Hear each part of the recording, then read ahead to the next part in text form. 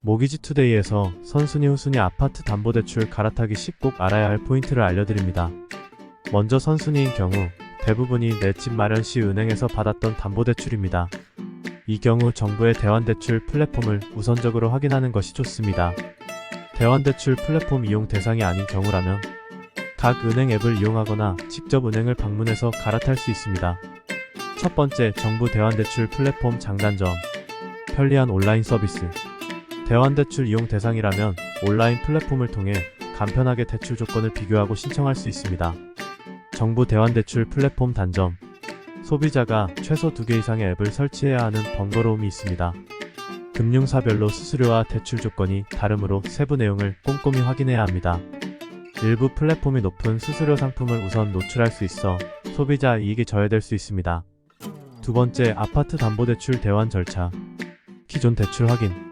현재 보유 중인 아파트 담보대출의 금리, 상환기간 등 조건을 확인합니다. 대출 조건 비교.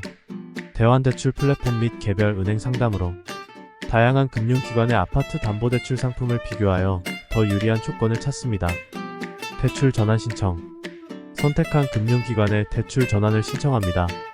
부동산 정보, 기존 대출 내역 등 서류를 제출해야 합니다. 대출 승인 및 실행. 금융기관의 심사를 거쳐 대출이 승인되면 기존 대출을 상환하고 새로운 대출이 실행됩니다.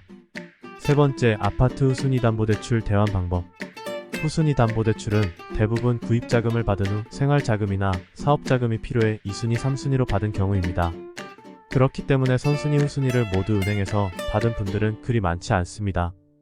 많은 분들이 선순위로 이미 은행의 LTV, DSR 규제를 가득 채워받은 후 그 외 저축은행, 캐피탈, 대부업 등 규제가 없는 금융권에서 후순위를 받고 있는데, 후순위는 대환 방법이 더 다양합니다. 대환 목적 확인. 추가 자금 마련인지, 기존 후순위의 금리 절감인지, 연체 압류, 해결인지 등 목적에 따라 이용 금융사가 달라질 수 있습니다. 은행 가능 여부 확인.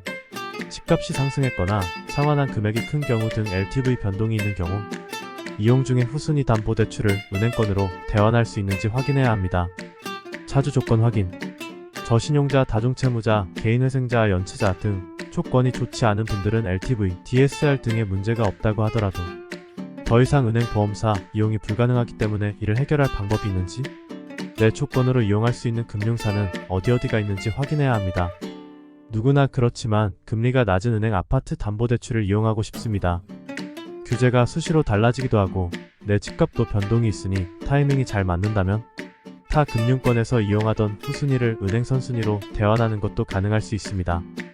은행 보험사 이용이 어려운 상황이라면 다른 효율적인 후순위 대환 조건을 찾아야 하지만 금융사별 조건 차이가 큰 만큼 비교가 그리 쉽지만은 않습니다. 내 상황에 가장 유리한 선순위, 후순위 아파트 담보대출 대환 방법이 궁금하다면 모기지투데이 카카오톡 상담으로 간편하게 확인할 수 있습니다.